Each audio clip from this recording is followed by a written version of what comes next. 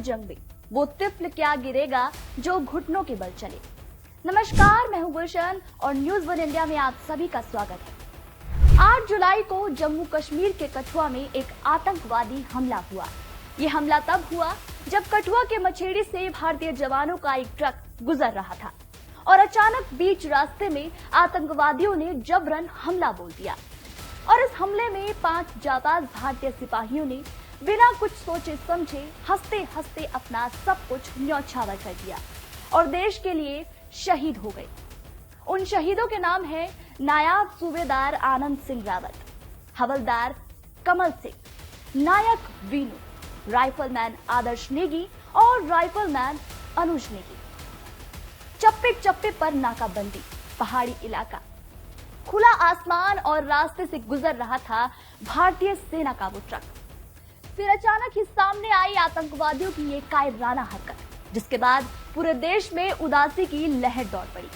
इस हमले में एक परिवार ऐसा था जिसने 2 महीने में अपने 2 बेटों को खो दिया, जिनमें से एक हैं कठुआ में हुए आतंकवादी हमले में बलिदान देने वाले रागर गांव के निवासी राइफलमैन आदर्श नेगी। इनकी उम्र सिर्फ 26 साल की थी और 30 अप्रैल की तारीख को उनके चचेरे भाई मेजर प्रणय नेगी भी लेह में देश की सेवा में बलिदान कर चुके थे।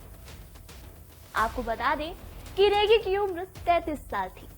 घर के बड़े बेटे के जाने के बाद परिवार इस दुख से बाहर निकलने के लिए प्रयासरत था कि अचानक एक और चिराग के बुझने की खबर आ गई।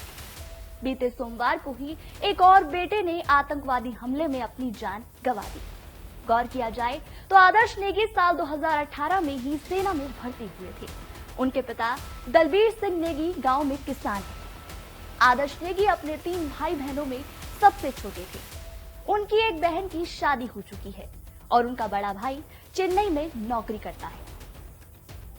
देश के 4 वीर सपूतों के साथ अपनी आखिरी सांस को इस देश के नाम करने वाले राइफलमैन आदर्श नेगी इस साल फरवरी के महीने में ही एक फैमिली फंक्शन में गए थे और मार्च में वापस अपनी ड्यूटी पर चले गए थे।